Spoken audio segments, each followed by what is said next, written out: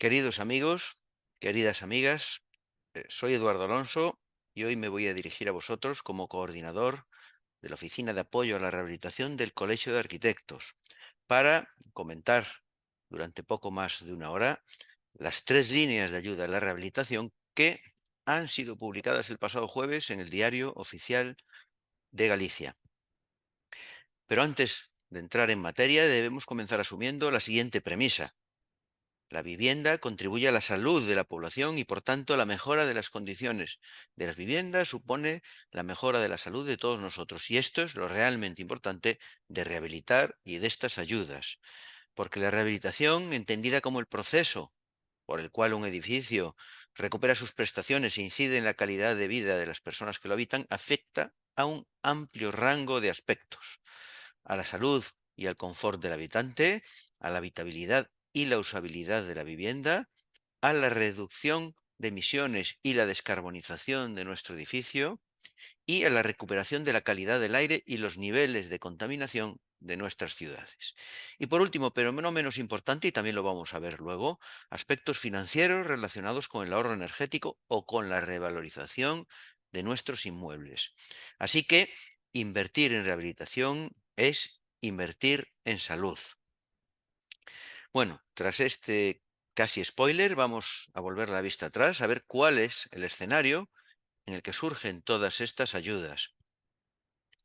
El contexto de los fondos europeos Next Generation, de los archiconocidos ya Next Generation, está marcado por tres situaciones. Por un lado, la emergencia climática, ante la cual la Unión Europea pretende posicionarnos como el primer continente descarbonizado. Por otro lado, la reciente, esperemos que casi pasada ya, crisis causada por la pandemia de la COVID, que nos ha mostrado la importancia de disfrutar de buenas condiciones en nuestras viviendas, en las que pasamos más tiempo del que pensamos, pero este complejo momento también está marcado por una reciente crisis energética que disparó los precios de la electricidad, el gas, el resto de suministros eléctricos, hasta cifras históricas, desestabilizando nuestra economía de forma más que preocupante. Bueno, pues dentro de la política energética europea se identificó a la edificación como un sector clave, porque además de esos objetivos de descarbonización que acabo de citar, la rehabilitación de un elevadísimo número de viviendas ayudará a recuperarnos económicamente en este escenario post-COVID. Así, los fondos suponen una oportunidad histórica para alcanzar la transición ecológica y digital. Nuestro parque de viviendas es el más envejecido e ineficiente de Europa, así que debemos de rehabilitar antes del 2030 alrededor de 1.200.000 viviendas a distintos ritmos. Obviamente empezamos en el 2021 con 30.000 viviendas al año, pero deberemos acabar ahí más o menos en el 2030 con unas 300.000 para lograr edificios energéticamente eficientes que contribuyan a la activación del sector y a la generación de empleo, aparte de todo ello, ¿no? Porque en España el 50% de las viviendas es anterior a 1979. Es decir, ni siquiera cuentan con un aislamiento térmico que las abrigue y que ahorre energía.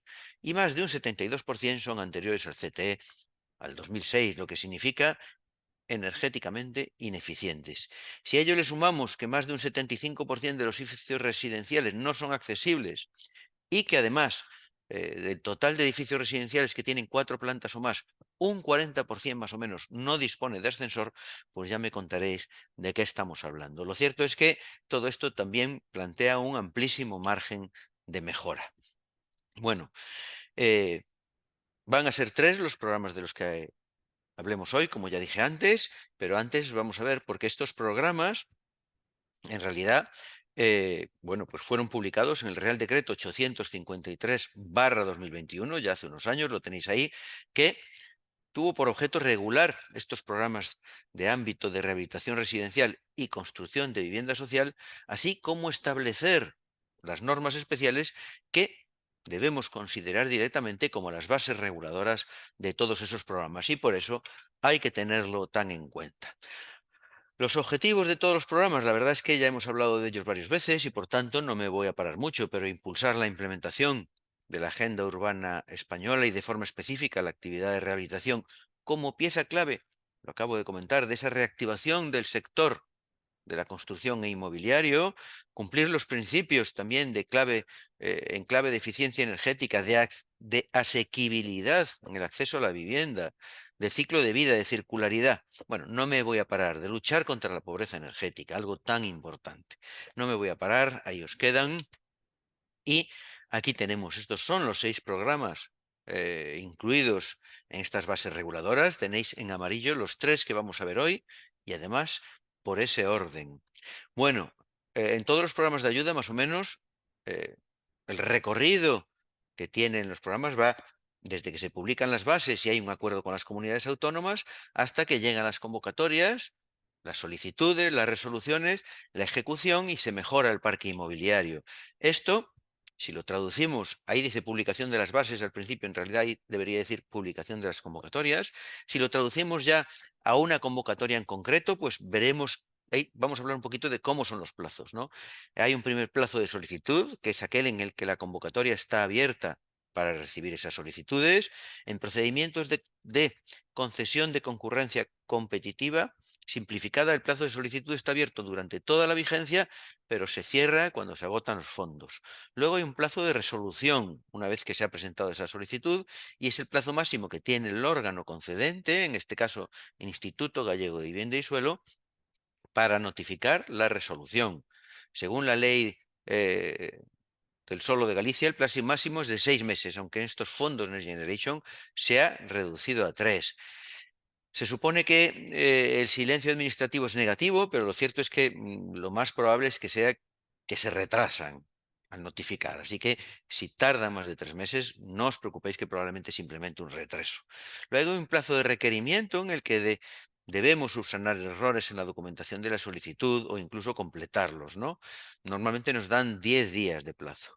Y un plazo de ejecución, que es el que tiene el destinatario para finalizar la ejecución de las actuaciones y que empieza a contar desde el día que nos la notifican y que varía, y luego lo vamos a ver en función de cada convocatoria. Y por último, un plazo de justificación, que es ese que tenemos para entregar toda la documentación justificativa de las actuaciones realizadas y que también empieza a contar desde el final del plazo de ejecución y que por regla general es un máximo de 3 meses.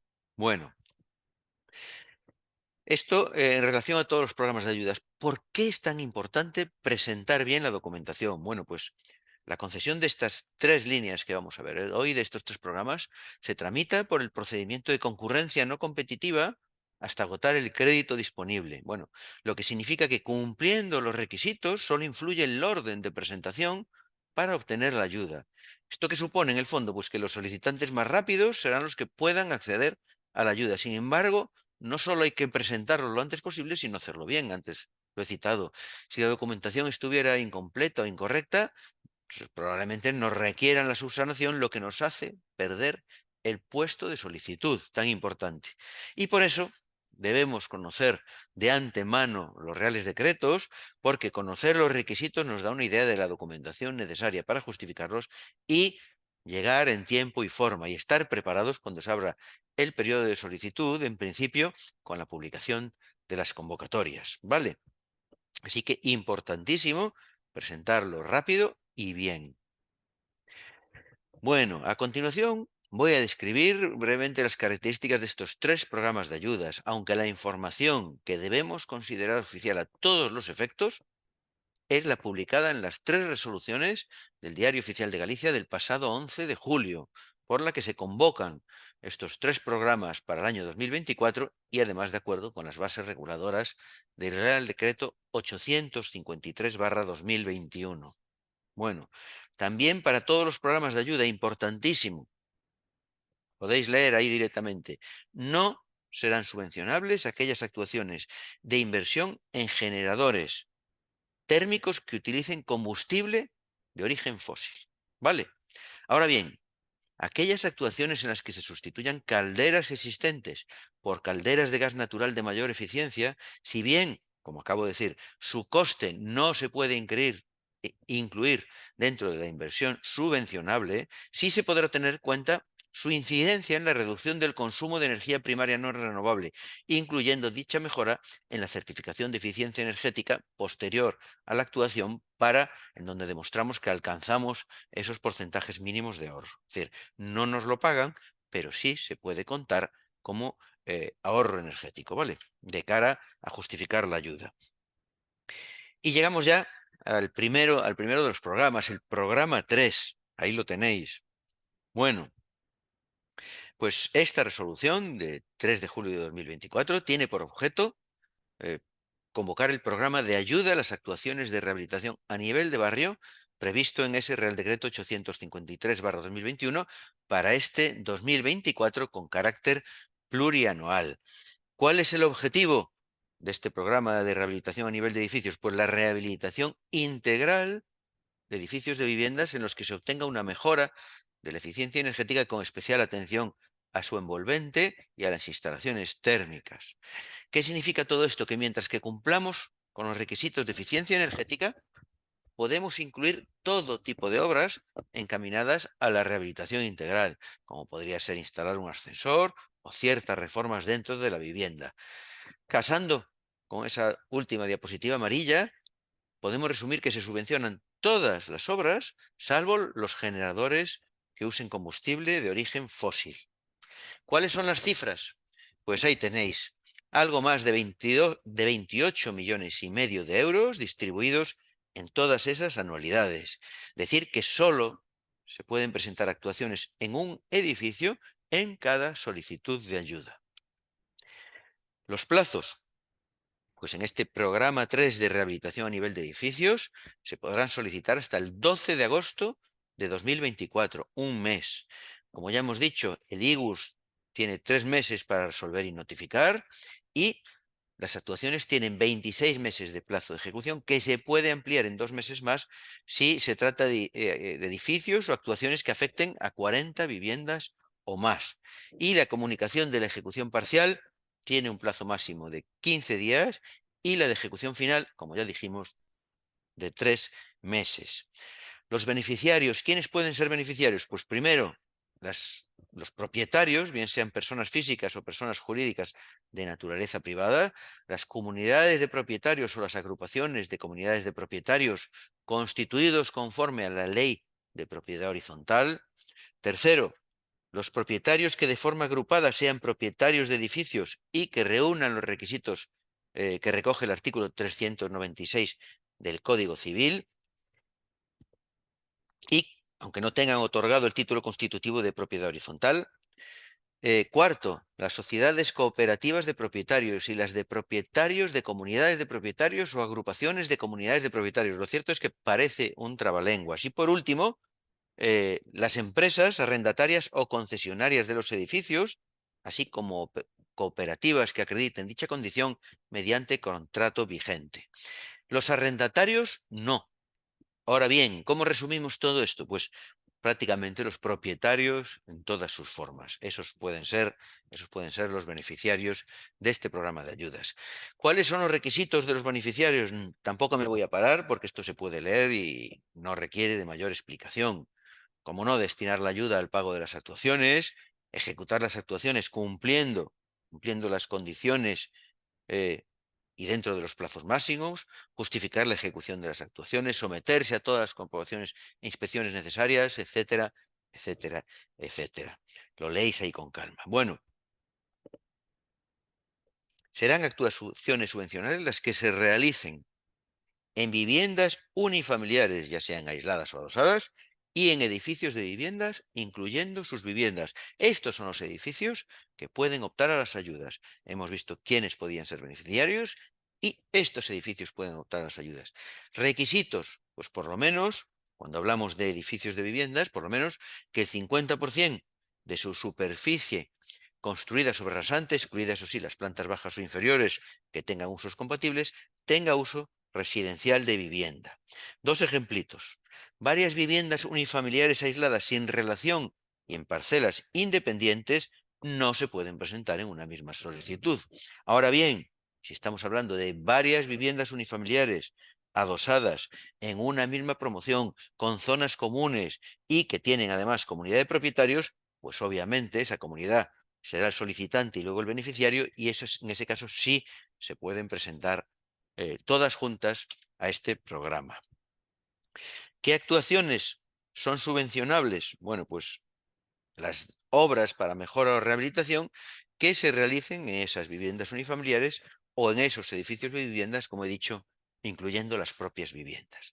Requisitos de las actuaciones, y aquí sí que nos vamos a parar, este ya es un apartado importante, pues el primero, conseguir al menos una reducción de por lo menos un 30% del consumo de energía primaria no renovable. Y, porque en este programa de rehabilitación a nivel de edificios sí hay que cumplirlas todas, y además una reducción de la demanda energética global de calefacción y refrigeración de por lo menos un 35% en zonas climáticas de IE o un 25% en zona climática C. Tercero, cumplir con la normativa vigente y contar con licencia y con las demás autorizaciones administrativas que lo requieran. Disponer de proyecto de las actuaciones a realizar o bien una memoria justificativa, y luego hablaremos de qué significa esto de la memoria justificativa, que incluya ese proyecto, como no, el libro del edificio existente y un plan de gestión de residuos. Bien, apoyar la circularidad mediante los diseños de los edificios y las técnicas de construcción, retirar del edificio o ámbito de actuación aquellos productos que contengan amianto, y aquí sí que tengo que hacer una llamada, y es que el criterio del IGUS es que el amianto solo hay que retirarlo si forma parte de nuestro ámbito de actuación. Si hay amianto en el edificio pero no forma parte de una zona en la que estemos ejecutando obras, pues no estamos obligados. Contar con un certificado de eficiencia energética del edificio existente en su estado actual. Y por último, las actuaciones no pueden estar iniciadas antes del 1 de febrero de 2020 ni finalizadas al momento de publicarse esta convocatoria.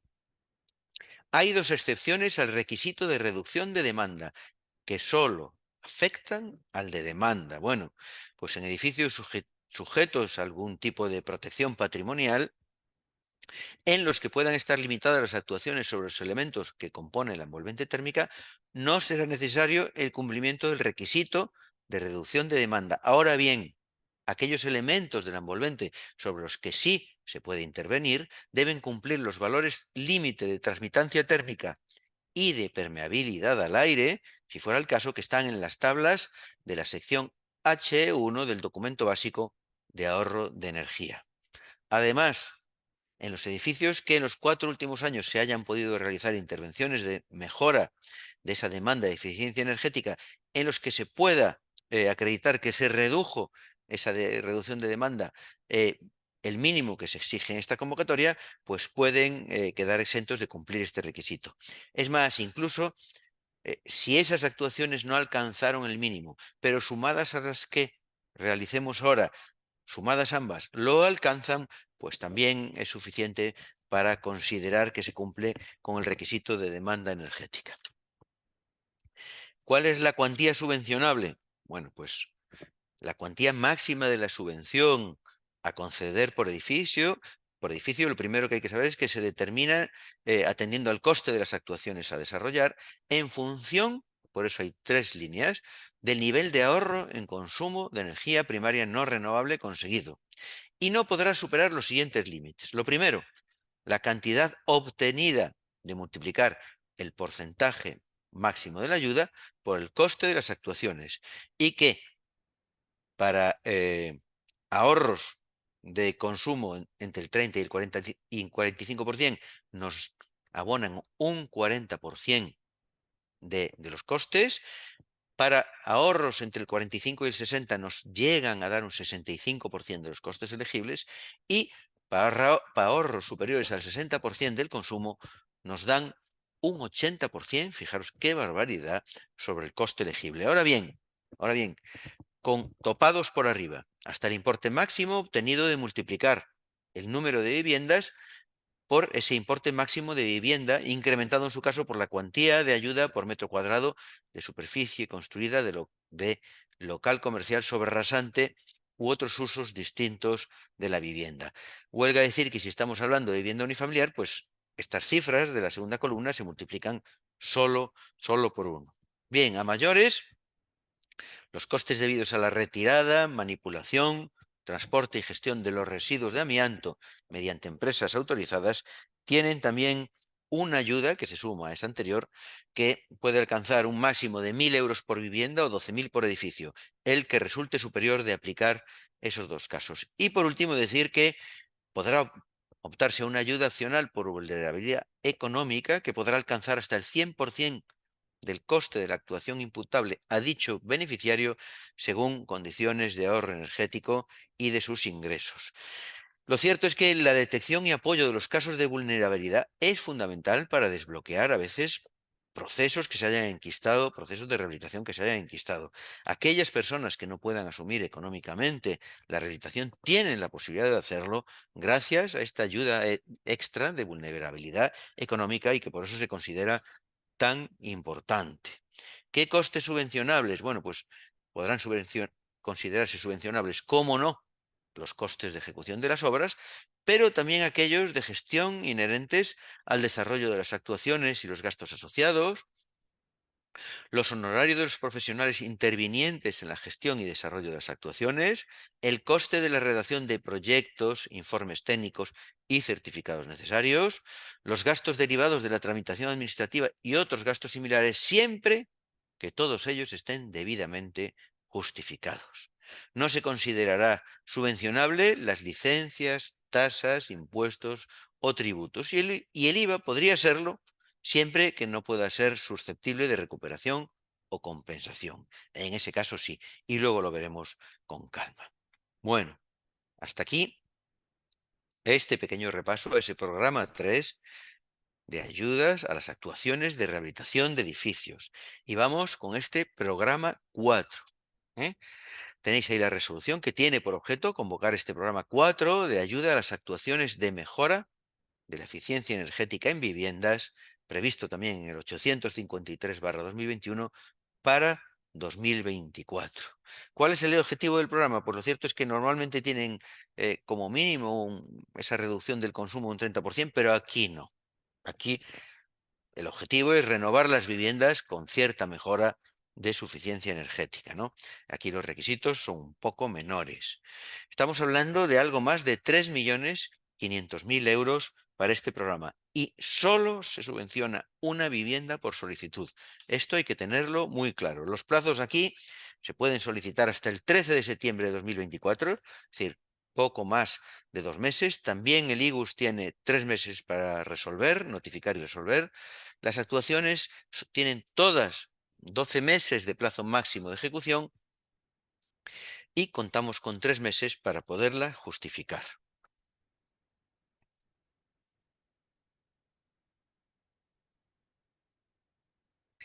Bueno, podrán ser beneficiarios de las ayudas las personas físicas, propietarias, usufructuarias o arrendatarias de viviendas. Uno de estos tres casos pueden ser beneficiarios. Requisitos de los beneficiarios, aunque aquí tampoco nos vamos a parar.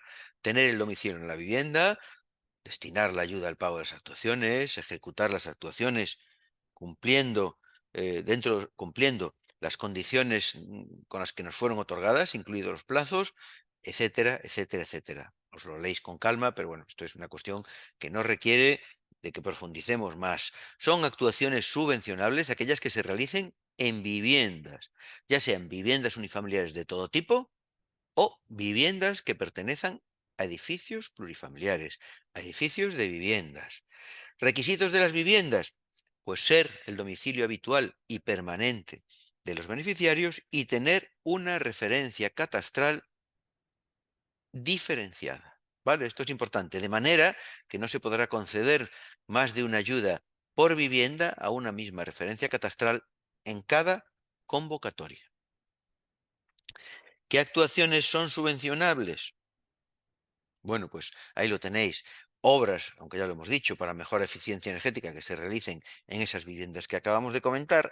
¿Y cuáles son las posibles normalmente? Pues cambio de ventanas, mejora del aislamiento térmico o sustituir la caldera.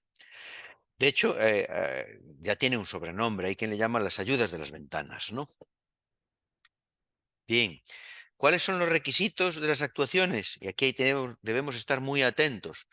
Primero, o conseguir una reducción de la demanda energética anual global de calefacción y refrigeración de por lo menos el 7%, o, y aquí no es como la anterior línea de ayudas, que ayer ahí, y, Había que cumplirlos todos. Aquí es conseguir uno de estos tres.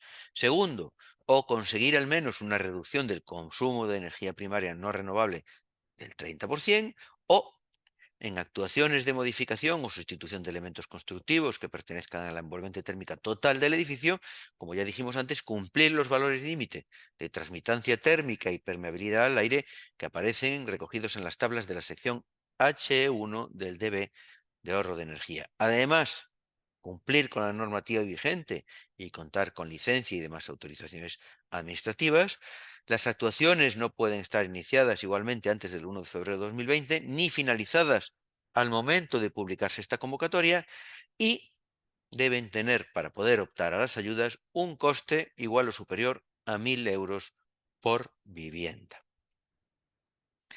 La cuantía subvencionable, bueno, pues el importe de la subvención será como máximo del 40% del coste de las actuaciones, con un límite de 3.000 euros por vivienda. De ahí que se les llame las ayudas de las ventanas y que normalmente sean para hacer obras un poco modestas. En el coste subvencionable, elegible o inclusible, como dicen algunos, pues están incluidas la ejecución de las obras, e igual que acabamos de comentar, los honorarios de los profesionales, el coste de redacción de proyectos, informes y certificados, gastos de tramitación administrativa y otros gastos similares, siempre que estén debidamente justificados. También quedan fuera licencias, tasas, impuestos o tributos, y con el IVA ocurre lo mismo. No es elegible, salvo que no sea susceptible de recuperación o compensación.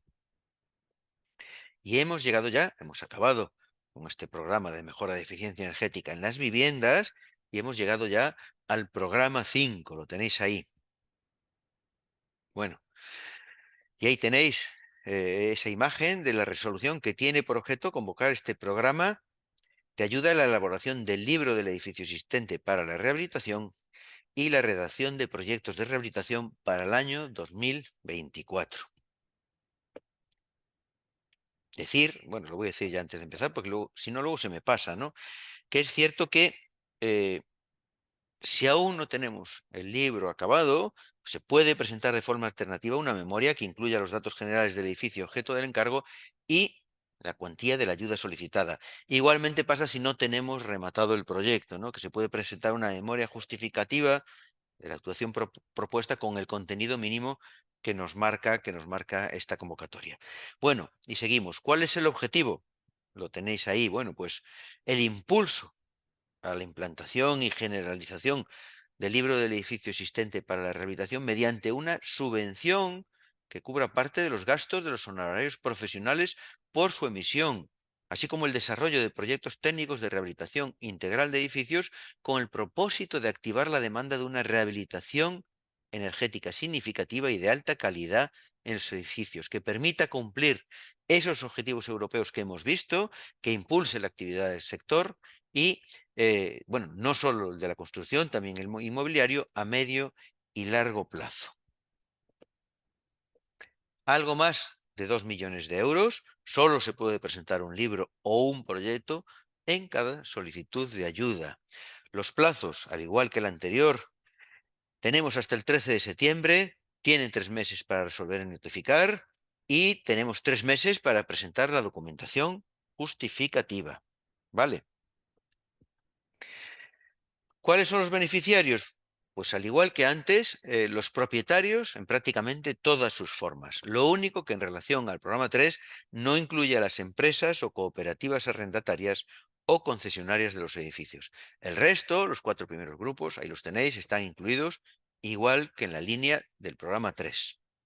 Requisitos de los beneficiarios: justificar la ejecución de la actuación, presentando los documentos señalados en la convocatoria, destinar la ayuda al pago de las actuaciones, permitir al Instituto Gallego de Vivienda y Suelo realización de inspecciones y comprobaciones que pueda considerar oportunas para verificar la exactitud de los datos y el destino de la subvención, etcétera, etcétera, etcétera. No es algo que requiera mayor explicación.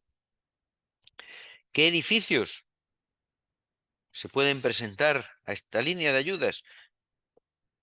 Viviendas unifamiliares aisladas o adosadas y edificios de viviendas incluidas las viviendas. ¿Qué requisitos deben cumplir? Pues estar finalizados antes del año 2000. ¿Y por qué?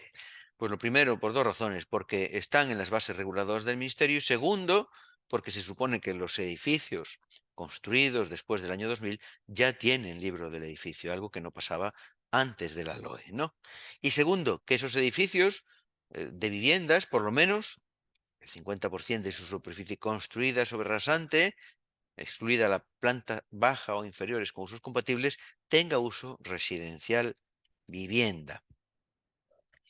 ¿Qué dos actuaciones subvencionables tenemos? Pues en la línea A, la emisión del libro de edificio existente y la línea B, la redacción de proyectos técnicos de rehabilitación.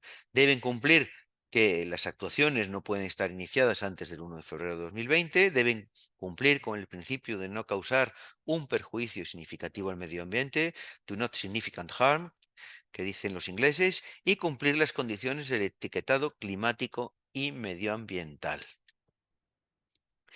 ¿Qué es el libro del edificio existente? Pues solo por dar una pinceladita. Bueno, pues una hoja de ruta que va a permitir a los promotores conocer y planificar las actuaciones necesarias para adaptar su edificio y convertirlo en un edificio con prestaciones como si fuera nuevo. No es otra cosa que la evolución de las ITES y los informes de evaluación de edificios, añadiéndole un análisis de prestaciones según los requisitos básicos de la LOE y una planificación a la hora de ejecutar las mejores. Como acabo de citar, en realidad esto lo que acabas con esa asimetría de información entre un propietario de vivienda usada y un propietario de vivienda nueva después de que la LOE entrara en vigor. Y decir que incorpora y supera las propuestas europeas del pasaporte energético, que solo aborda estas mejoras desde un punto de vista energético. Y aquí en España se tiende a la rehabilitación integral, algo mucho más rico de cara a mejorar nuestros edificios y a mejorar la calidad de vida de los que vivimos en ellos, ¿no? El contenido, pues ahí lo tenéis. Como podéis observar, esas tres primeras piezas no son otra cosa sumadas que el informe de evaluación de edificios, al que le hay que adjuntar un manual de uso y mantenimiento y luego, eso sí, esas dos piezas nuevas, como son el potencial de mejora de las prestaciones, en relación con los requisitos básicos de la LOE y si se quisiera con aquellas otras exigencias que nos parecieran interesantes como digitalización, sostenibilidad, ciclo de vida, etcétera, y un plan de actuaciones para la renovación, eh, bueno, considerando en todo caso el carácter global, pero con un programa que las priorice, ¿no? Y que tenga sentido. Requisitos de los proyectos técnicos, la verdad es que no difieren de los proyectos del programa 3, ¿no? Conseguir al menos una reducción del consumo de energía primaria no renovable del 30% y también esa demanda energética del 35% o del 25%, dependiendo de la zona climática en la que nos encontremos. El proyecto incluirá ese consumo, ese ahorro del consumo de energía primaria, un estudio de gestión de residuos que posteriormente el constructor desenvolverá en un plan de gestión de residuos, en donde se deba cumplir que por lo menos el 70% en peso de los residuos no peligrosos generados en el lugar de la construcción se va a valorizar. ¿Vale? Se va a valorizar. ¿Cómo? Pues reutilizando, reciclando, rellenos, etcétera, etcétera. También, importante, los operadores deben limitar la generación de residuos en los procesos relacionados con esa construcción y demolición. Los diseños de los edificios y las técnicas de construcción apoyarán la circularidad. ¿Vale?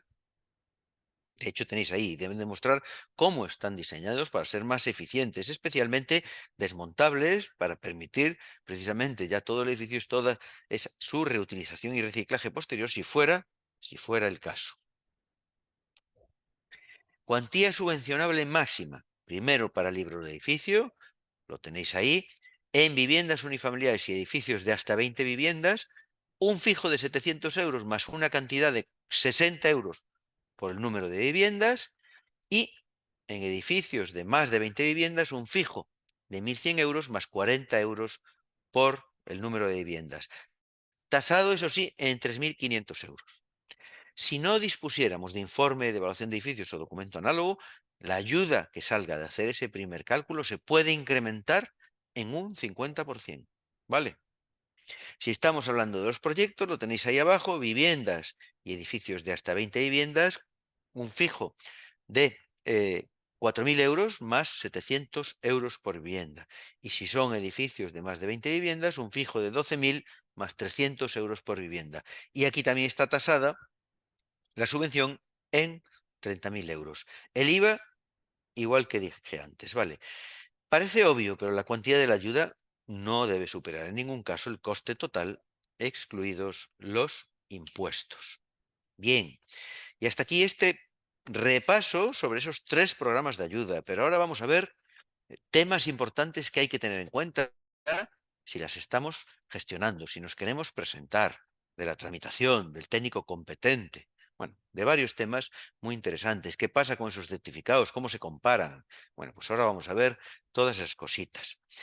En relación a la tramitación, pues es importante que tengáis en cuenta este detallito, y es que las personas o entidades que ya hayan presentado una subvención al amparo de las resoluciones del año pasado o de las del 2023 y les hubiera sido denegada por agotamiento de crédito, siempre que no se modifiquen los términos de esa solicitud y no se hubiesen finalizado las obras a la fecha de esta convocatoria, no tendrán que aportar con la nueva solicitud la documentación complementaria ya presentada el año pasado. Deben indicar el número de expedientes, o sí, que figuran en la resolución de denegación del año pasado, y se entenderán como válidas también las declaraciones responsables y las autorizaciones de comprobación de datos de esa documentación complementaria. Bien, muy importante también, no será necesario aportar la documentación que ya hubiera sido presentada anteriormente ante cualquier otra administración. En este caso, los interesados llegará con que indiquen en qué momento y ante qué órgano administrativo presentó esos documentos, que ya serán recabados electrónicamente a través de las redes corporativas o mediante consulta del IGUS con esas otras administraciones. La verdad es que esto es una gran comodidad para estas segundas solicitudes en casos en que el año pasado nos lo hubieran denegado. Bueno, cada solicitud, más o menos, dicho así a lo brutos, es un anexo en donde hay unos datos y declaraciones del solicitante y, como no, unos datos que identifican el edificio o vivienda. Luego hay una documentación complementaria, una comprobación de datos y, por supuesto, siempre hay que incluir cuantos datos, documentos y aclaraciones le vayan a resultar necesario al IBUS para entender nuestra solicitud y poderla aprobar. Esto, eh, traducido, la documentación de la solicitud la tenéis ahí un poquito desarrollada. Tampoco requiere explicación ninguna, por lo tanto, me apetecía que la tuvierais y por eso la he incluido, pero no nos vamos a parar a revisarla, ¿no? Lo mismo, que también quiero que la tengáis ahí, que os quede en la documentación, pero no nos vamos a parar a revisar la documentación de la justificación.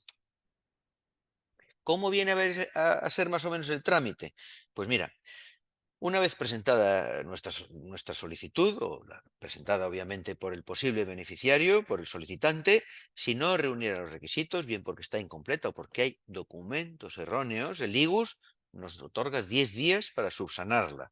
Una vez la hemos subsanado y la hayan comprobado, emiten un informe sobre el cumplimiento de los requisitos y elevan la propuesta de resolución. Por último, ya lo hemos visto, tienen 3 meses para resolver y notificar, ¿vale?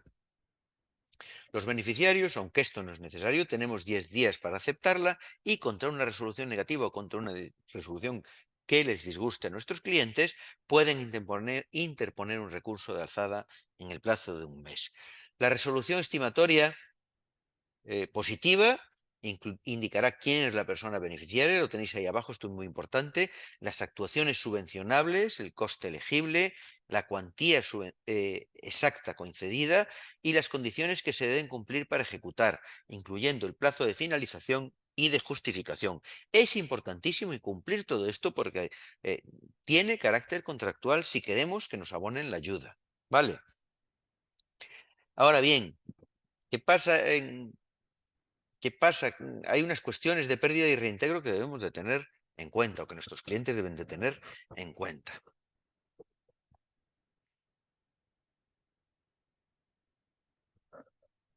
Primero, puede ser causa de pérdida y reintegro el incumplimiento de los requisitos de los beneficiarios o de las actuaciones, o también la falta de comunicación al órgano instructor de cualquier modificación de las circunstancias determinantes del reconocimiento de la subvención.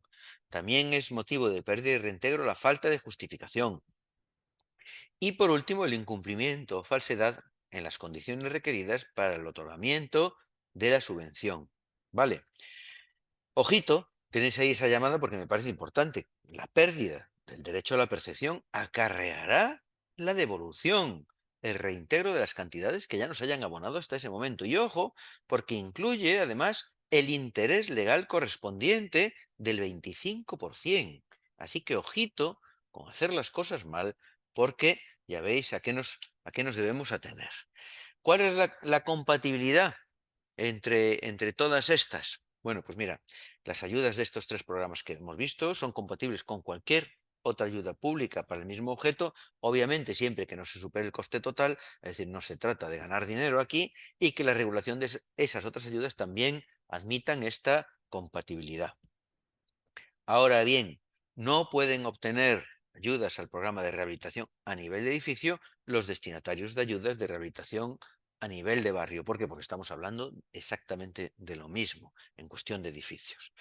Las ayudas del programa para la mejora de eficiencia energética de viviendas son compatibles con los otros dos, con edificios y con barrios, siempre que no se subvencione el mismo coste. Y por último, las ayudas del programa de la elaboración del libro y de los proyectos de rehabilitación son compatibles con los del programa de vivienda, edificio y barrio. Ahora bien, ojito, si se recibe una ayuda para el libro del edificio existente a través del programa 5, no se podrá volver a subvencionar en ningún otro programa. ¿Qué implica esto? Que su coste no se podrá incluir como gasto subvencionable al solicitar ayudas en los programas, por ejemplo, P3 de rehabilitación a nivel de edificios. Es un poquito diferente si la subvención recibida es la de proyecto a través también de este programa P5. En ese caso, el solicitante de la ayuda en el programa P3 de rehabilitación a nivel de edificio eh, lo debe incluir. Ahora, inmediatamente, luego, en el recómputo final de la concedida, nos la van a descontar. Bueno, vamos a hablar de qué pasa, a qué se refieren cuando nos piden un proyecto o, por ejemplo, con esta coletilla tan extraña, ¿no? Y dice, bueno, requisitos de las actuaciones subvencionables, disponer de proyecto de las actuaciones a realizar, y dice una coletilla rara ahí de cuidado: para el caso de que las actuaciones no exijan proyectos, será necesario una memoria. Bien, el criterio del IGUS a esta extraña coletilla es que puede servir una memoria para justificar la subvención, para solicitar la subvención, diría yo, si bien podría ser necesario proyecto para solicitar la licencia de obras. Bien, podría ser necesario proyecto, es necesario proyecto para todas las actuaciones que recogen estas líneas de ayudas. Y me explico. El CTE se aplica, como ya sabéis, a edificios nuevos, salvo aquellos de escasa entidad constructiva, etcétera, etcétera, así como a todas las intervenciones sobre edificios existentes. ¿Y qué significa intervenciones en edificios existentes? Hay tres tipos: reformas, ampliaciones y cambios de uso. Solo queda fuera del concepto de intervención las obras de mantenimiento. Si solo quedan fuera del ámbito de aplicación del CTE las obras de mantenimiento. Bueno, pues para todas esas obras incluidas en su ámbito de aplicación se requiere proyecto, ¿eh? Cada vez que el CTE cita edificio o edificación, se está refiriendo a todas esas obras incluidas dentro de su ámbito de aplicación. Así pues, las reformas o las rehabilitaciones de estos proyectos y que están optando las ayudas siempre requieren proyecto para solicitar su licencia de obras. Siempre. Solo quedan eximidas las obras de mantenimiento, que no son las que aquí se incluyen en estas ayudas.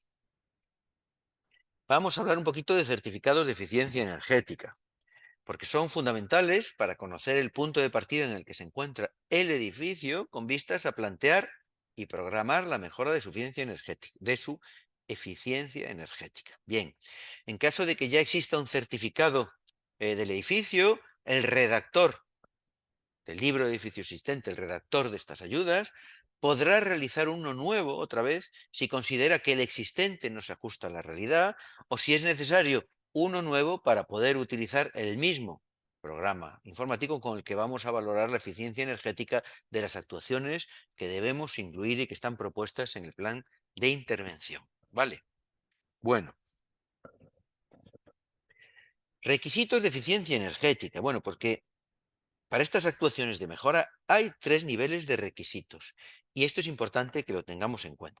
Primero, los requisitos establecidos en el DBHE, que tendremos que cumplir siempre que sean de aplicación para nuestra tipología de actuación, pidamos ayudas o no. Luego, para la licencia son necesarios, es decir, para las actuaciones pasivas sobre la envolvente térmica, nos centraremos en el cumplimiento de la sección HE1, condiciones para el control de la demanda energética.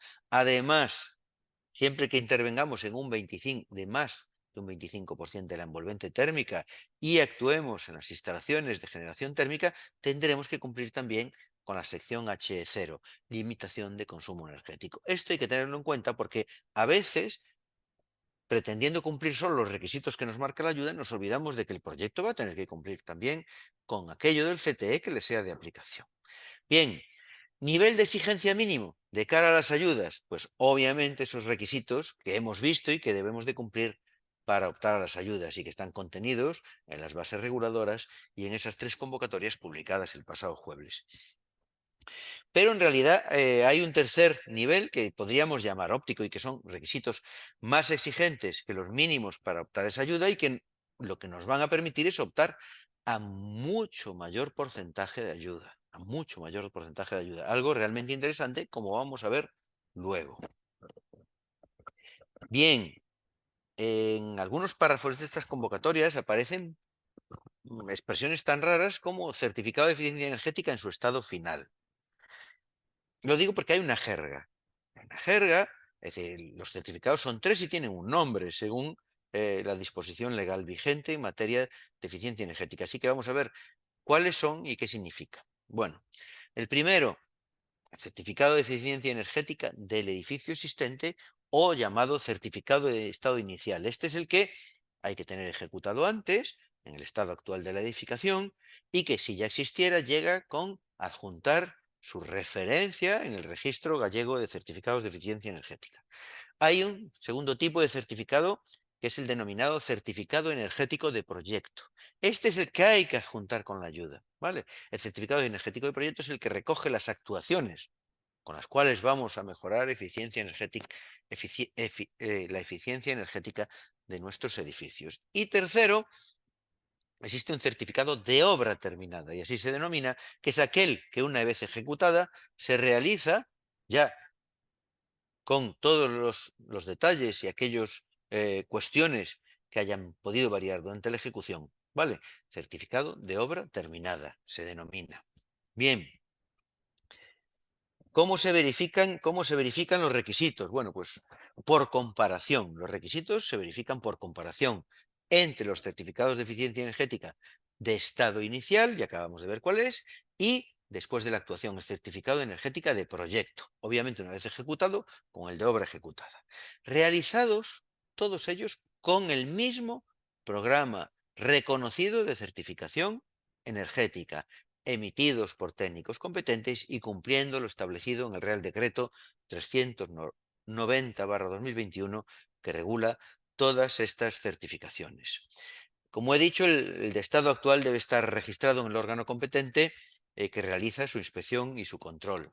Los C de estado inicial y de proyecto deben ser comparables, para lo cual es fundamental que la envolvente térmica sea idéntica en ambos casos, en el estado inicial y en el de proyecto, o no será una comparación válida. Y no será válido demostrar que alcanzamos ciertos porcentajes de ahorro de consumo-demanda si la envolvente no es la misma. ¿Vale? No llega con adjuntar solo la etiqueta, no llega con adjuntar siquiera los PDF completos. Hay que adjuntar todos los archivos digitales, XML, etcétera, para que en el IGUS puedan revisar bien el cumplimiento. ¿Vale? Parece de perogrullo, pero el CE se debe adjuntar, porque nos lo requiere, las líneas de ayuda, incluso aunque no le fuera de aplicación, según el Real Decreto 390, a este tipo de obra. Bien. Y por último, aprovechando que el Pisuerga pasa por Valladolid, quiero aclarar ¿Cuáles son los certificados que deben ser registrados obligatoriamente? Bueno, pues el Real Decreto 390/2021, en su artículo 2 de definiciones, indica cuáles son las certificaciones y los certificados a realizar, entre los que se encuentran esos tres que hemos visto: el de estado inicial, el de proyecto y el de obra terminada. Bueno, pues el artículo 6.6 explica que para que un certificado tenga validez, tiene que estar registrado.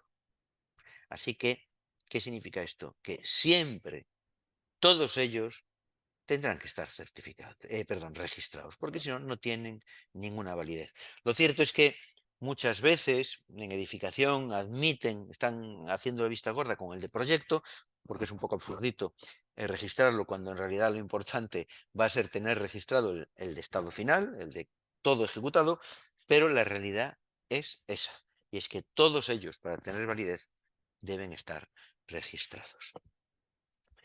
¿Cómo se verifican los requisitos? Sigo hablando de eso. Bueno, primero os tengo que pedir disculpas. Ya no recuerdo de dónde saqué este gráfico, pero aparece ahí un global con V, que la verdad es que hace sangrar los ojos, y os pido disculpas. ¿Cómo se Ahí a la izquierda tenéis ese dato de consumo de energía primaria de edificio existente, y a la derecha tenemos el dato del consumo de energía primaria de proyecto, es decir, lo que nosotros pretendemos. Bueno, pues ¿cómo se calcula esta reducción de consumo? Pues tenéis ahí la formulita: 1 menos el consumo de proyecto dividido el consumo de estado inicial. Ahí tenéis 1 menos 0,35, que es el resultado de dividir esos dos datos, y nos sale un 65% de ahorro de consumo de energía primaria no renovable. El cálculo de la demanda se hace de forma absolutamente análoga a como lo tenéis aquí, ¿vale? Vamos a hablar de cuál es el técnico competente, ¿vale? Diferenciando dos cositas: cuál es el técnico competente para redactar la documentación técnica para la solicitud de la ayuda, o el técnico competente para redactar el proyecto para solicitar licencia, haya ayuda o no. Bueno, pues se define como técnico competente aquel personal técnico facultativo que esté en posesión de cualquiera de las titulaciones académicas y profesionales habilitantes para redactar proyectos o dirección de obras o dirección de ejecución de obras de edificación. Si atendemos al uso residencial vivienda, que es el que nos ocupa, pues esto nos conduce a que los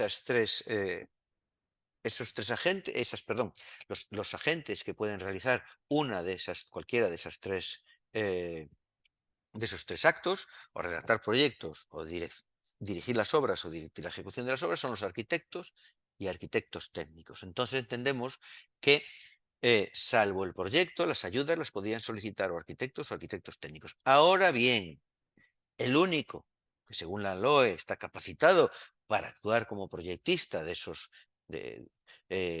uso residencial vivienda son los arquitectos. Entonces, el proyecto solo lo puede redactar el arquitecto, únicamente. Las actuaciones, vamos a ver un poquito qué pasa con las actuaciones. Bueno, ahí tenéis cuáles son: reducir la demanda energética del edificio, como aislando la envolvente; reducir el consumo de las instalaciones, sustituyéndolas por otras mucho más eficientes; y tercero, o en paralelo, emplear eh, energías renovables. Este orden es importante, no he elegido este orden de casualidad. Y os explico por qué. Porque reduciendo primero la demanda, es decir, aislando el edificio, estamos evitando pérdidas de calor a través de fachadas, cubiertas y ventanas. Es decir, estamos reduciendo el consumo energético necesario para mantener ese calor en invierno. Además, con una mejora del envolvente podremos reparar problemas como filtraciones y fisuras de acabados o revestimientos, u otros debidos a defectos constructivos, al paso del tiempo o a la falta de mantenimiento. Después de conseguir una envolvente eficiente, podemos continuar con el relevo de las instalaciones de calefacción y o agua caliente sanitaria por otras que consuman menos. No sería óptimo cambiar antes las instalaciones para reducir el consumo, manteniendo las pérdidas de calor existentes a través de la envolvente. ¿Por qué? Pues porque estaríamos colocando instalaciones completamente sobredimensionadas a los futuros requerimientos, a las futuras necesidades de ese edificio, una vez fuera abrigado, una vez fuera aislado, ¿vale? Y por último, y en paralelo, tenemos que procurar utilizar energías eh, que dañen el medio ambiente lo menos posible e instalar sistemas que utilicen renovables, evitando la dependencia de energías, a poder ser que no se produzca en la zona y aprovechando sobre todo los recursos naturales que tenemos a nuestro alcance. ¿Qué costes son no elegibles? Perdón. Bueno, en algunos reales decretos encontraremos costes que se excluyen de ser subvencionables. Aquí hay una enumeración a modo genérico, pero siempre hay que ir a las bases reguladoras para ver cuáles son unos y cuáles son otros. Como ya hemos dicho, no son elegibles los de licencias, autorizaciones administrativas, permisos, avales, fianzas, tasas y tributos. Tampoco son elegibles los gastos propios, ya sean de personal, funcionamiento o gastos generales. Tampoco los de visados de proyectos técnicos en los colegios profesionales, en este caso en el Colegio de Arquitectos. Tampoco los gastos de gestión, ni las contrataciones, ni las consultas o trámites administrativos que no hayan sido considerados como subvencionables. ¿Cómo no? No son elegibles los costes de adquisición o arrendamiento de los bienes inmuebles sobre los que se va a desarrollar el proyecto. Esto creo que es obvio, ¿no? Tampoco los seguros suscritos por el solicitante, tampoco la vigilancia y seguridad durante la ejecución de la obra y, por supuesto, no lo son los costes financieros. En relación con los costes de ejecución, pues podemos resumir que no serán subvencionables todos aquellos que no estén directamente relacionados con las actuaciones subvencionables. Este concepto es muy importante ya que debemos sacar del presupuesto subvencionable, es decir, ese que presentamos a la subvención, aquellas partidas que no sean actuaciones subvencionables o derivadas directamente de la misma. Si os voy a poner un ejemplo, el mobiliario. El mobiliario no es un coste elegible y no debe ir incluido en ese resumen de presupuesto que presentamos como coste elegible. El IVA, ya lo he dicho, solo se considera elegible siempre y cuando no sea deducible debido a su declaración en actividades económicas, es decir, cuando no pueda ser recuperado parcial o totalmente por el destinatario de la ayuda. Aludiendo al ejemplo de un propietario de vivienda que solicita una ayuda a la rehabilitación, si ese propietario es una persona física sin actividad económica en el inmueble, es decir, un particular, sí puede incluir ese IVA como coste subvencionable, porque no puede deducírselo, es un sujeto pasivo sin IVA. Ahora bien, si el propietario del piso fuera una empresa, entonces no podría incluir el IVA en el presupuesto subvencionable porque sí lo va a poder compensar. Bueno, la renovación de nuestro parque de vivienda, ya lo hemos visto, apuesta por enfoques integrales. Aquí en España apuesta por la rehabilitación integral, de modo que la mejora de la eficiencia energética y la integración de fuentes de energía renovables se acompañen de una mejora de la accesibilidad, de la conservación, de la seguridad de utilización y digitalización de los edificios, etcétera, etcétera, etcétera. Las actuaciones de eficiencia energética son imprescindibles, como hemos visto, para la consecución de los objetivos, ¿no? Porque forman parte precisamente de los requisitos que debemos cumplir para conseguir la subvención. Pero el resto de actuaciones son las que confieren ese carácter de rehabilitación integral a la intervención. Bueno, actuaciones de eficiencia energética. Bueno, pues las hay de 4 tipos, ahí las tenéis. Lo primero, medidas pasivas, que son aquellas que buscan eh, reducir la demanda energética del edificio a través de soluciones constructivas y el diseño arquitectónico, sin actuar para nada en las instalaciones. Sobre todo, se pretende mejorar la envolvente térmica. ¿Cómo? Pues instalando aislamiento térmico en fachadas o en cubiertas, interviniendo en los huecos, incorporando soluciones constructivas bioclimáticas o, por ejemplo, dispositivos de protección solar. Hay un segundo grupo de medidas activas que colaboran a disminuir el consumo de energía primaria no renovable y las emisiones de CO interviniendo sobre las instalaciones u otras soluciones tecnológicas para alcanzar las mejores condiciones de confort en el interior del edificio. ¿De qué podemos estar hablando? Pues de instalación, sustitución o mejora en la eficiencia energética de las instalaciones térmicas del edificio, es decir, instalaciones térmicas y agua caliente sanitaria, calefacción, refrigeración y agua caliente sanitaria, y, como no, sistemas que permitan la utilización, lo hemos dicho antes, de energía procedente de fuentes renovables, ¿vale? Preferentemente producidas en el edificio o en su entorno. Luego, ese tercer grupo que tenéis ahí, de sistemas de control de las instalaciones de electricidad, climatización y ACS para controlar y regular su consumo y su eficiencia. Por ejemplo, instalaciones que ahorren energía en función de la variación de la temperatura exterior, en función de la presencia de ocupantes o de las necesidades o de las propias necesidades de los usuarios. También sistemas de monitorización de consumo de energía en tiempo real o diferida, pero que permitan la transmisión de la información hacia los usuarios a través de nuestros dispositivos digitales que hoy en día todos llevamos encima, un móvil, una tablet, ¿vale? Un portátil. Bueno. Y por último, la mejora de la eficiencia energética de las instalaciones de las instalaciones de iluminación de las zonas comunes de un edificio. Aquí podemos estar hablando de luminarias, lámparas y equipos, o de sistemas de elementos que permitan su control o su monitorización. También es verdad que dentro de este apartado me apetece citar aquellas mejoras de la sostenibilidad ambiental relacionadas con la eficiencia pero que van un poco más allá de aspectos energéticos. Imaginaros, pues por ejemplo, el ahorro de agua cuando reutilizamos las aguas grises y pluviales en el propio edificio, la implantación de vegetación en jardines, cubiertas y fachadas ajardinadas, por ejemplo, estaciones de recarga de vehículos eléctricos, aparcamientos de bicicletas, bueno, pues todo eso tampoco está nada mal. Bueno, actuaciones de mejora de la accesibilidad universal del edificio, que mejoren no solo la física, sino también la cognitiva y la sensorial. Aquí podemos incluir aquellas en el espacio público, también aquellas otras en zonas comunes de edificios de viviendas, como puede ser la instalación de elementos mecánicos de comunicación, como ascensores o plataformas elevadoras verticales, o como puede ser la mejora de la accesibilidad entre plantas con rampas, con ampliación de cabinas de ascensor, con incremento del número de paradas.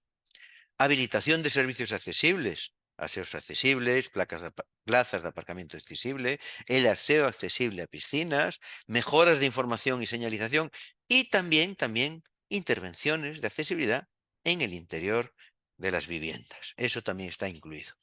Y por último, actuaciones de conservación, actuaciones para la adecuación estructural de los edificios que garanticen su estabilidad, su resistencia, su firmeza y su solidez, como tenéis ahí, ejecutando refuerzos estructurales, sustituyendo parcial o totalmente algunos elementos. Bueno, actuaciones también para la adecuación funcional de los edificios que proporcionan estanqueidad frente a agentes atmosféricos, reparación de cubiertas, impermeabilizaciones, tejados, ¿vale? Actuaciones para la adecuación de la habitabilidad y la salubridad de las viviendas, que proporcionan condiciones mínimas respecto a su superficie útil y a su programa. Normalmente se regulan a nivel autonómico, como pueden ser las normas de habitabilidad que recientemente fueron modificadas a finales de diciembre del pasado año, ¿no? Adecuación de las instalaciones a la normativa vigente. Agua, gas, electricidad, saneamiento. Como marco normativo tomaremos sus respectivos reglamentos, el DBSI, el RITE o el REVT. Y por último, actuaciones de ornato o de conservación más relacionadas con cuestiones estéticas en los materiales de acabado obsoletos o afectados por patología o en un evidente mal estado. Lo cierto es que podemos incluir otras mejoras de la habitabilidad y de la seguridad, como pueden ser aquellas que mejoren las concentraciones de gas radón en el edificio, aquellas que mejoren el confort lumínico o aquellas que mejoren la protección ante el incendio, por poner solo tres ejemplos típicos. Bien, las actuaciones de renovación de instalaciones de iluminación en los elementos comunes de edificios de vivienda, lo cierto es que no influyen en la reducción del consumo calculado con CD3X ni con Hulk. Por ahora, el ahorro procedente de variar la iluminación solo se tiene en cuenta en terciario, en residencial no. Lo cierto es que estos programas ya le asignan un consumo determinado para iluminación que en realidad es inamovible.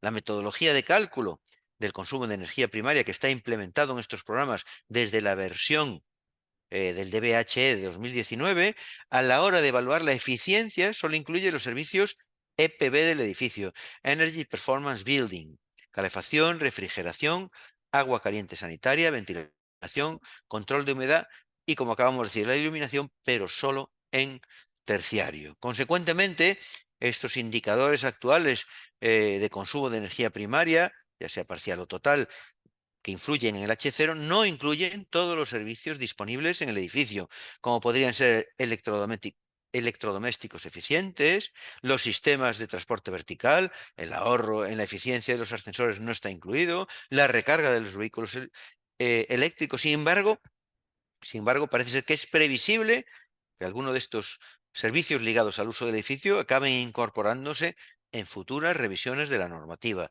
Eso nos dicen desde el INEGA.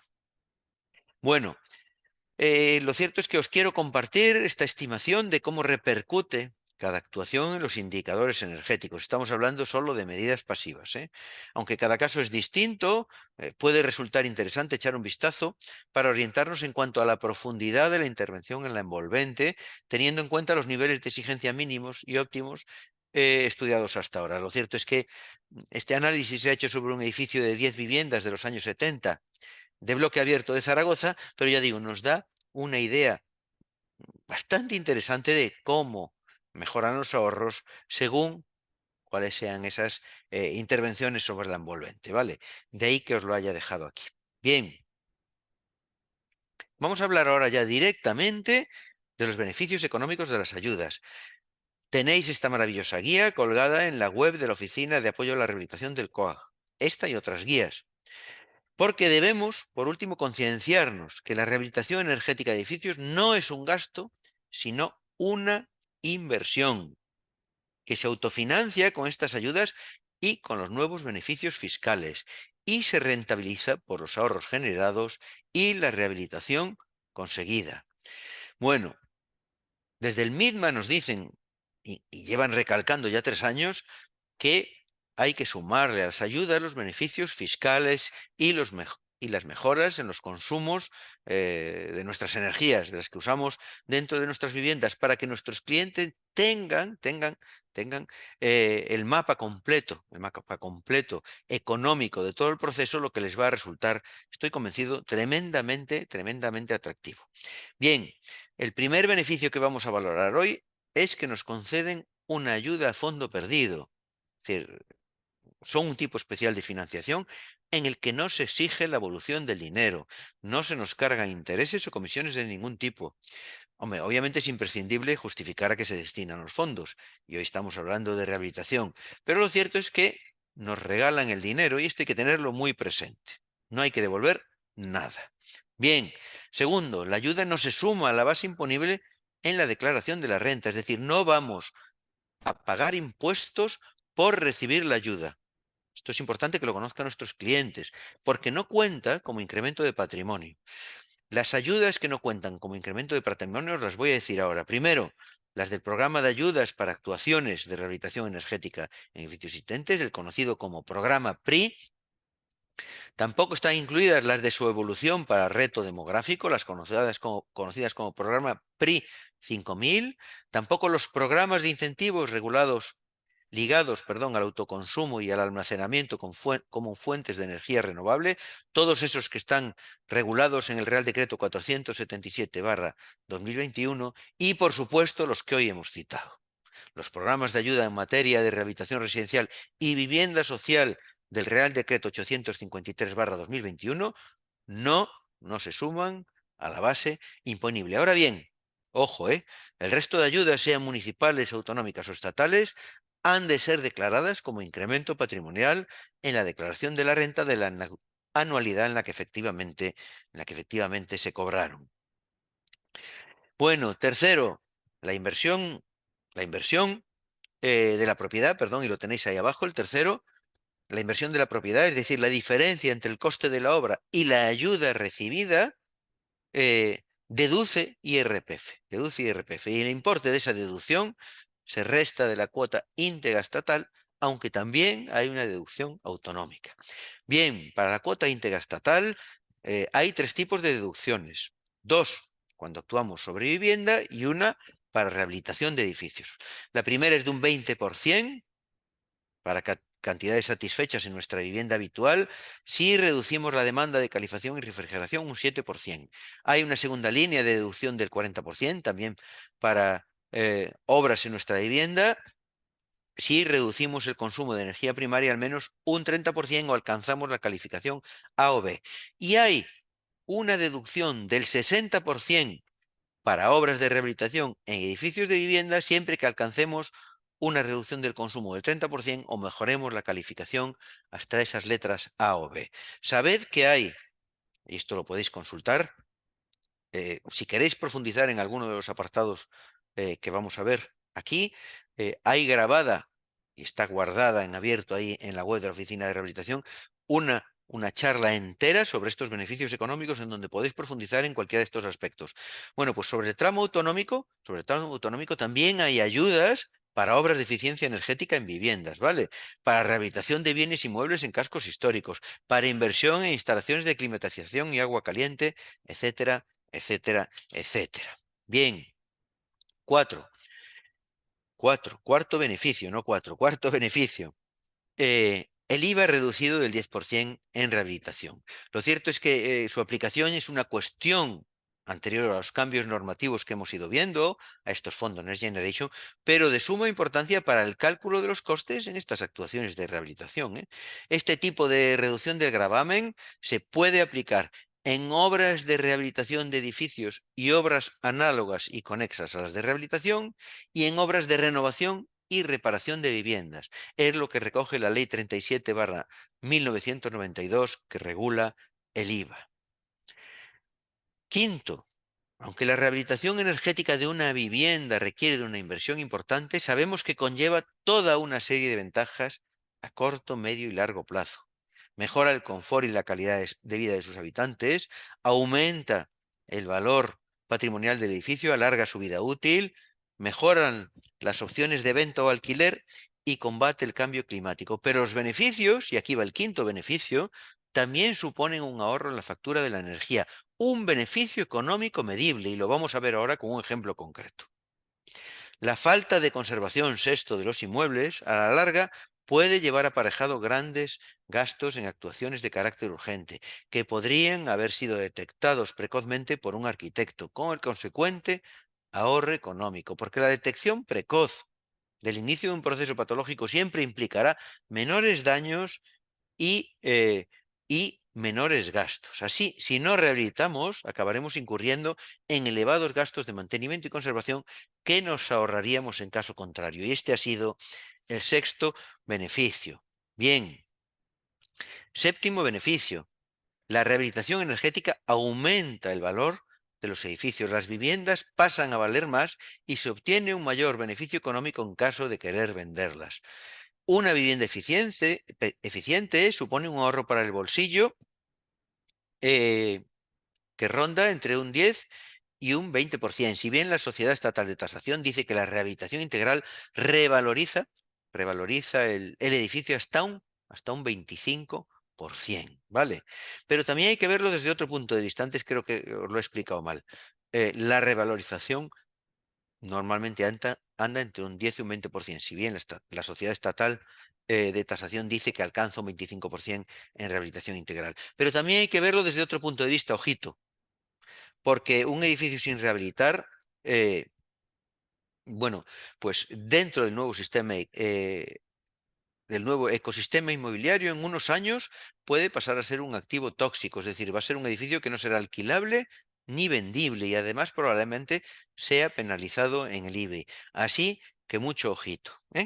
Octavo beneficio, se pueden solicitar anticipos de las ayudas de hasta el 50% del importe concedido para cubrir exclusivamente los gastos de la actuación subvencionada. O también podrán realizarse pagos a cuenta de hasta el 80% del porcentaje subvencionado correspondiente a los gastos a justificar. En ambos casos, no podrán exceder de la anualidad prevista en cada ejercicio presupuestario.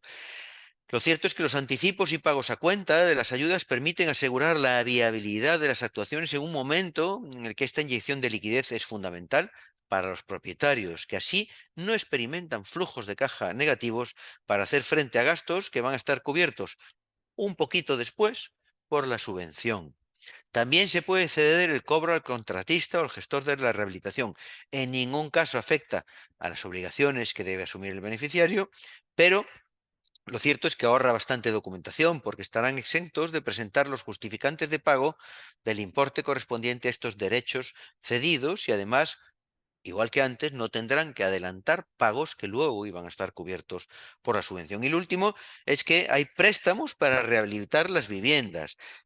Hubo ahí atrás un programa que no sé si se va a volver a firmar este año del IGUS con las entidades bancarias, en donde se daban unos préstamos cualificados y en donde había además unas ayudas económicas para los intereses. Lo cierto es que, aunque no se dé este programa, hoy en día las principales entidades bancarias que todos conocemos tienen ya unos programas con unos intereses bajísimos para estas actuaciones de rehabilitación recogidas en los fondos Next Generation. Todo este, no sé si rollo, no sé llamarlo rollo, aunque yo creo que son 10 puntos bastante claros y que hablan bastante bien de cuáles son los beneficios económicos de las ayudas, quiero que se hagan palpables en un ejemplo. Vais a ver peseta a peseta, euro a euro, cómo se ahorra dinero rehabilitando y amparándonos en ayudas y en deducciones fiscales. Bueno, este es un ejemplo de rehabilitación en un edificio de 20 viviendas en Santiago, en donde se consigue una reducción del consumo del 65%. La cuantía total de la actuación son 600.000 euros, pero la comunidad ha recibido una ayuda del programa 3 de rehabilitación a nivel de edificios que asciende a 376.000 euros. En realidad, a ese 65% de ahorro le correspondía un 80% de los 600.000 euros, pero está limitada por la cuantía máxima de vivienda. Recordad que había un límite. Suponiendo que cada propietario lo es al 100% de la vivienda, pues tiene una cuota de participación sobre beneficios y sobre gastos del 5%. El 5% de 600.000 significa que cada propietario tiene que asumir, lo tenéis ahí en esa primera línea, 30.000 euros de gasto de la obra. Y respecto a la ayuda, el 5% de la ayuda, cada propietario va a recibir 18.800 euros de ayuda, un 63%. No llega al 80, pero es un 63. Bueno, pues descontada la ayuda, al propietario, en realidad la obra, le suponen en esa tercera línea 11.200 euros, que son la base para calcular las deducciones. Aquí hemos restado la ayuda, pero ahora vamos a calcular las deducciones. La base máxima de deducción anual es el 60% de SC. El 60% de 11.200 son 6.720, que se distribuyen en dos anualidades, una de 3.000 y una de 3.720. Y en el tramo autonómico también se deduce un 15% de C, siendo ese C menor de 9.000. Como 11.200 es mayor de 9.000, en el tramo autonómico hay una deducción del 15% de 9.000, que son esos 1.350 euros que aparecen ahí. Así que vemos ahí conclusiones tras las deducciones. Teníamos que pagar 30.000 euros, pero la ayuda sumada a esas dos deducciones alcanza 26.870 euros. Entonces, el coste real de la actuación está en 3.130 euros. Aquí lo tenéis. Aquí lo tenéis. Y vamos a tener que pagar, nos vamos aquí arriba otra vez, 30.000 euros cada uno. Nos dieron 18.000 euros de ayuda. Tenemos una deducción fiscal en el tramo estatal de 6.720.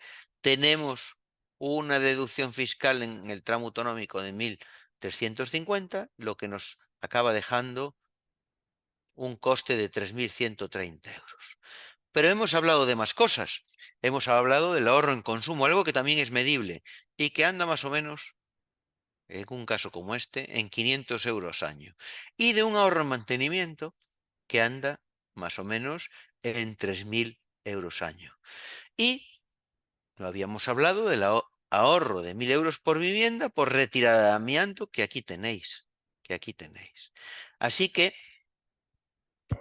sumado todo esto, las ayudas, la deducción, más el ahorro en 3 años, aún sin contar el amianto, llegamos a 30.270.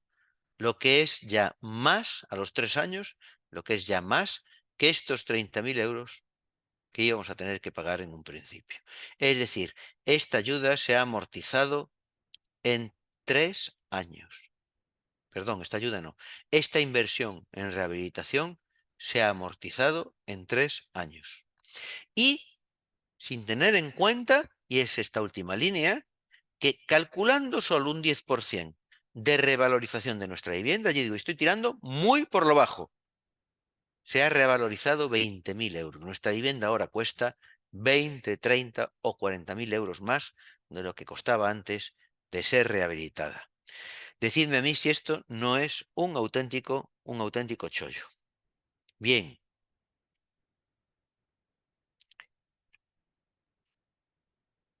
utilidades. Y vamos a ir acabando.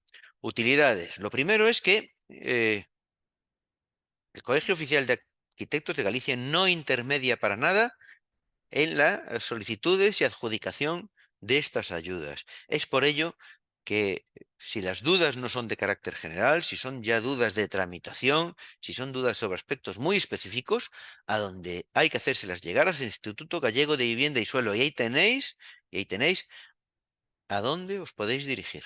Ahí lo tenéis, ¿vale? Bien. Segundo, material disponible en relación a la rehabilitación vecinal, algo que además que os podéis llenar de razón ante vuestros clientes, ¿no? Pues lo primero, esta guía vecinal de rehabilitación, que tiene un contenido tremendamente didáctico, redactado en un lenguaje cercano, sin abundar en cuestiones normativas, ni en leyes, ni en información excesivamente técnica. En esta guía se ha tratado de ser muy prácticos al abordar la visión general de la rehabilitación de edificios precisamente para que sea comprensible para toda la ciudadanía, para los solicitantes y para los beneficiarios, para nuestros clientes. A mayores, en el apartado de utilidades de la web de la Oficina de Apoyo a la Rehabilitación, a la que se accede desde la página del COAG, tenéis también un tríptico de esa guía, con un resumen de esa guía vecinal muy, muy, muy útil para vuestros clientes. Yo os rogaría os aconsejo que lo uséis con vuestros clientes estos trípticos, ¿no? Y además hay un vídeo sobre un caso real realizado en un complejo inmobiliario de Barajas. El vídeo apenas dura, lo tenéis ahí, 6 minutos, poco más de 6 minutos, y es realmente interesante echarle un vistazo, o que se lo echen nuestros clientes. Y como no, ya al margen de esa guía de rehabilitación vecinal, disponéis de un tríptico de ayudas en el que cualquier profano, cualquier ciudadano, en un vistazo rápido, se puede hacer una idea de a qué ayudas puede acceder y cuáles son sus características fundamentales. Supongo que ya la conocéis, pero esta es una imagen de la portada de la web de apoyo a la rehabilitación, en donde, además de un montón de información interesantísima, hay 5 grandes servicios. Los tenéis aquí en estos 5 cuadraditos. Un primero en donde están todas las bases y todas las convocatorias, incluso con las sedes electrónicas a las que hay que acceder para solicitar la ayuda. Como nos gusta decir, está toda la información a 2 clics. En 2 clics obtenéis toda la información de cada convocatoria. Un segundo conjunto de servicios donde tenéis cursos y jornadas. Hay 3 cursos interesantísimos del CESCAE, los tenéis ahí, que son gratuitos, completamente gratuitos, y son una información maravillosa, una formación muy válida, y un montón de jornadas, sobre todo estas convocatorias, en donde también todas son en abierto, gratuitas. Están ahí las grabaciones. Un tercer bloque de consultas técnicas con las direcciones a donde hay que enviar todas vuestras dudas. Un cuarto apartado de servicios de publicaciones y utilidades, interesantísimo. Y un último en donde hay grabaciones de casos de éxito de rehabilitación sostenible, unos casos en donde a la calidad de la propuesta le siguen unas medidas de ahorro energético interesantísimas, ¿vale? Recordaros que esa ruta que tenéis ahí arriba, profesión, dentro de la web del COAG, profesión, área técnica, asesoramiento, consultas y asesoramiento técnico, tenéis una línea especializada para el ahorro de energía y la certificación energética. Todas las dudas que tengáis sobre este tema, por favor, ahí tenéis un portal en donde expertos en la materia van a resolver todas vuestras dudas. No dejéis de usarlo. Y eh, ya he acabado, pero antes quería hacer dos llamadas que considero interesantes. Primero, que en realidad, a ver, no se trata de redactar proyectos solo cuando exista una subvención. Esto no tiene mucho sentido. Las ayudas tienen que llegar cuando nosotros y nuestros clientes tienen una idea clara de lo que necesitamos, ¿eh? El mantenimiento y la rehabilitación de edificios es continuo y planificado. No es a salto de mata. Ay, mira, hay una subvención, voy a hacer obras. No. Las obras sin sentido no tienen cabida. Y por último, tengo que decir que entre todos tenemos que generar cultura de la rehabilitación. Por eso tenemos que contar con una población informada, que conozca los pasos, los beneficios, las obligaciones y las carencias de sus edificios para que respondan de forma adecuada a nuestras necesidades y a las del planeta que nos acoge. Solo a través de la modernización de edificios, haciéndolos saludables, accesibles y sostenibles, lograremos fomentar la cohesión social y mejorar la calidad de vida en nuestras viviendas, edificios y barrios. Y ahora sí que acabé y os tengo que dar, lo primero, daros las gracias por haber estado ahí, por haber estado ahí. Os emplazo, como no, a la web de la Oficina de Apoyo a la Rehabilitación y que hagáis llegar vuestras dudas de carácter ya más puntual y más técnico a esas 3 direcciones del Instituto Gallego de Vivienda y Suelo. Así que, de verdad, muchísimas gracias y que tengáis un feliz martes. No sé, Rocío, si tenemos alguna duda. Dejadme echar un vistazo aquí en preguntas y respuestas.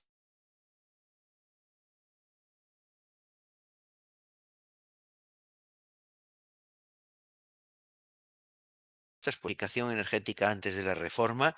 Bueno, eh, hemos visto cómo las actuaciones de los 4 últimos años pueden contar para el requisito de demanda energética. Ahora bien, más allá de eso, si son actuaciones ejecutadas en el pasado, pues no se pueden incluir en estas subvenciones. Para una vivienda unifamiliar na que se van a cambiar as ventanas e o sistema de calefacción é necesario o libro de edificio, sería suficiente cun estudo sobre o potencial de mellora. Como xa sabedes, sí que hai unha coletilla por aí nas resolucións do IGUS que di que ás veces abonda con achegar só esas partes novas, ¿no? A potencial de mellora e o plan de actuación. Que pasa? Que é absurdo, porque chegar aí sin ter feito o anterior, en realidad o vas ter que facer, o vas ter que mirar. Logo, o normal e o xeito de que as cousas vayan ben é redactar o libro de edificio completo empezando polo IEE, polo análise do estado de conservación, pola accesibilidade, polo certificado e despois potencial de mellora e plan de actuacións. Nuns días, eh, esta presentación vai estar colgada mañá ou pasado mañá no seu sitio e a formación a través do panel de servicios e desa formación e aí ali hai un apartado que pon xornadas gravadas ata hoxe ou algo así e aí estarán todas. As vivendas en ruínas non poden acceder ás axudas á rehabilitación e vou explicar o porqué. Porque se trata de respecto a un estado de actual en donde hai un consumo que se produza unha melloría. E as vivendas en ruína non son vivendas nas que este habendo un consumo e nas que non poda haber melloría de ningún tipo. É dicir, para vivendas en ruínas, para reconstruccións de cero, en donde non sexan imposible saber de que consumo se está a falar, non son estas axudas. Bueno, eh, todos aqueles que teñades máis axudas, por favor, facédenolas chegar polo panel de consultas, as axudas de rehabilitación ou ben esas que van directamente a dúbidas de aforro de enerxía e tentaremosvos responder a todos, vales?